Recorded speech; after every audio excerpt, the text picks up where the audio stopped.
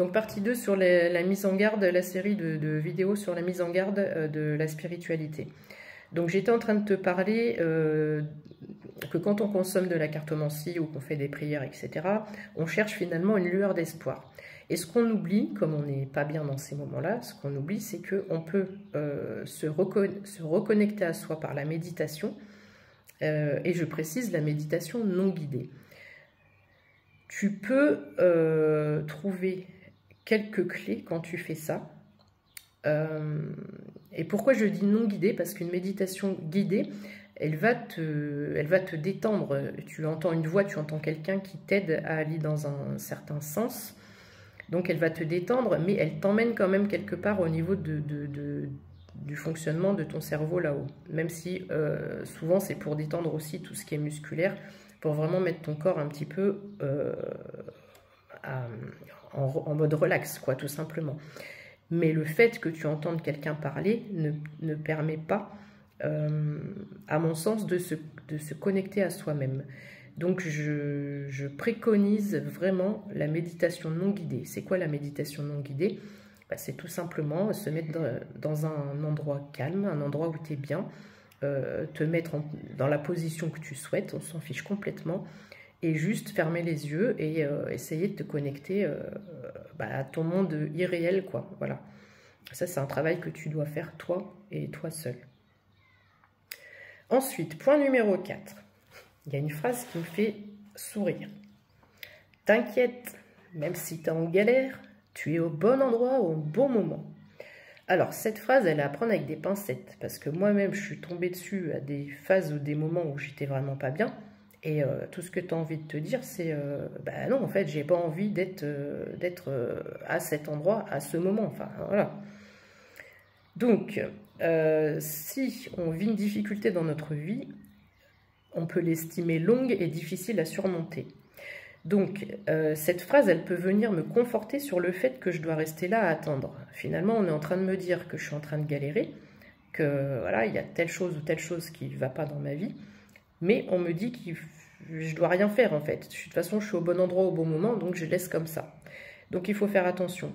Donc certes, je pars du principe que tout arrive pour une raison, mais il faut faire attention aux croyances qui nous limitent dans nos actions et nos désirs les plus profonds. C'est-à-dire que si tu entends cette phrase, ça ne veut pas dire que tu ne dois pas prendre action. Ça veut dire, voilà, peut-être que tu viens de passer par ce cap difficile là, mais tu vas te relever, parce que tu n'as pas d'autre choix, de toute façon, il faut se relever. Mais il ne faut pas que ça te bloque et que ça te conforte dans le fait de rien faire et la procrastination, par exemple. Voilà, c'était important de le souligner. Ah oui, j'ai un exemple.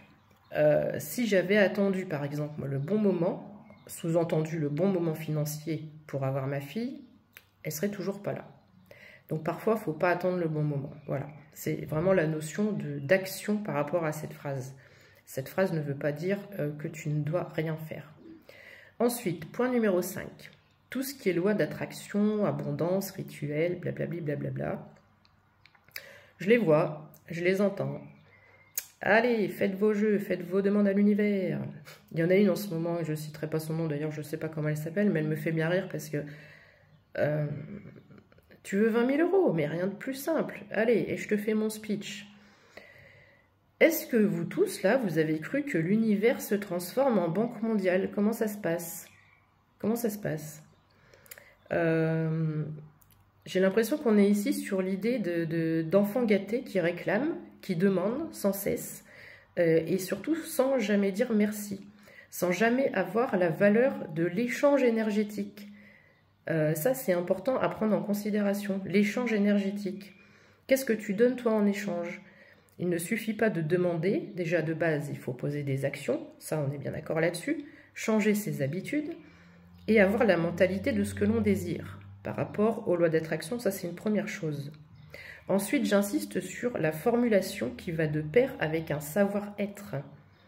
Quand tu vas acheter ta baguette chez le boulanger ou chez la boulangère, tu mets les formules de politesse. Voilà. Donc, avec la loi de l'attraction, etc., je trouve que c'est important aussi de revenir à une certaine réalité et de formuler des demandes en commençant peut-être en disant « Univers, merci de… » 3 petits points. Merci de m'amener ceci, merci de se faire cela, merci de… Voilà. Mais de commencer par « merci de ». Je sais pas. Enfin, je sais pas. Pour moi, c'est du bon sens. Je l'ai compris il n'y a pas longtemps, c'est pour ça que je te le partage.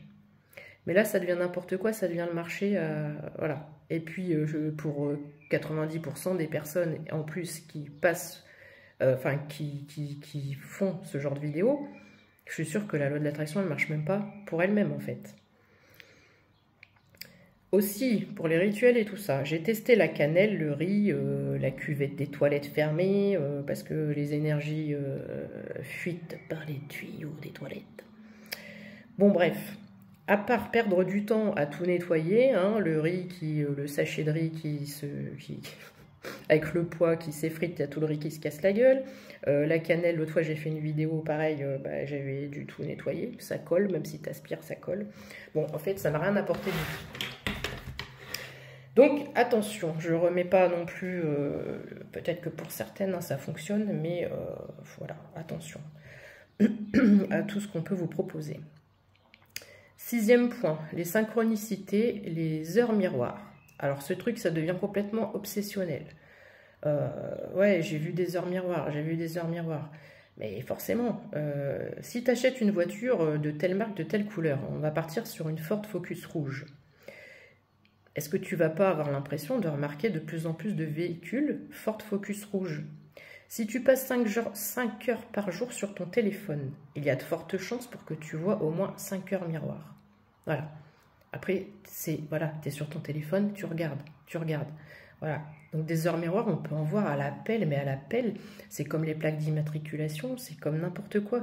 Dès lors que tu vas mettre ton attention sur quelque chose que tu crois une synchronicité, il ne faut pas oublier que c'est un truc qu'on voit comme ça. Voilà, ça, ah bah tiens, ah bah oui, bah ça, bah j'ai déjà vu hier. Ça, mais faut pas. Il y a beaucoup de gens qui confondent. Parce que tu t'en vois tout le temps des chiffres, des numéros dans ton environnement, tout le temps, t'en vois, et on fait l'amalgame. On fait de plus en plus l'amalgame. Je ne suis pas en train de dire que c'est pas vrai que ça n'existe pas. Bien sûr que ça existe, mais il ne faut pas baser sa vie là-dessus. D'accord ?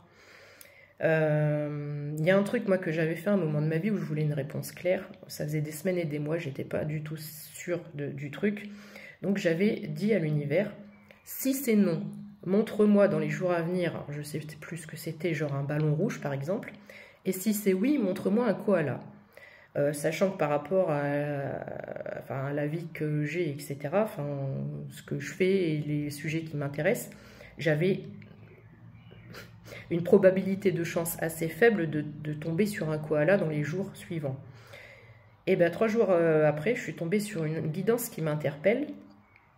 Et bien devine quoi, dans le jeu, non seulement l'histoire correspondait à mon histoire, et dans le jeu, il y avait un koala sur une des cartes de la cartomancienne. Donc tu peux faire ça aussi, plutôt que d'attendre les synchronicités, ça peut...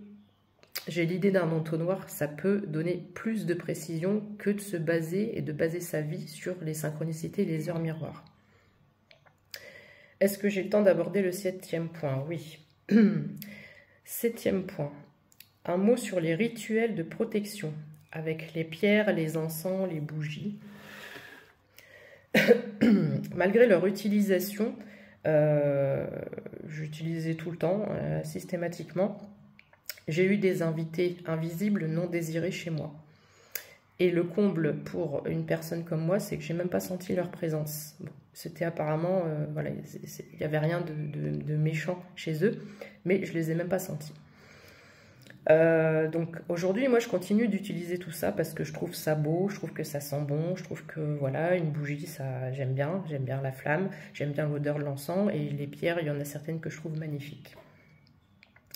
Par contre, voilà, je me pose la question, c'est quelque chose d'ouvert ce que je dis là, je me pose la question sur le réel pouvoir de protection de ces trucs-là. Je fais une partie 3.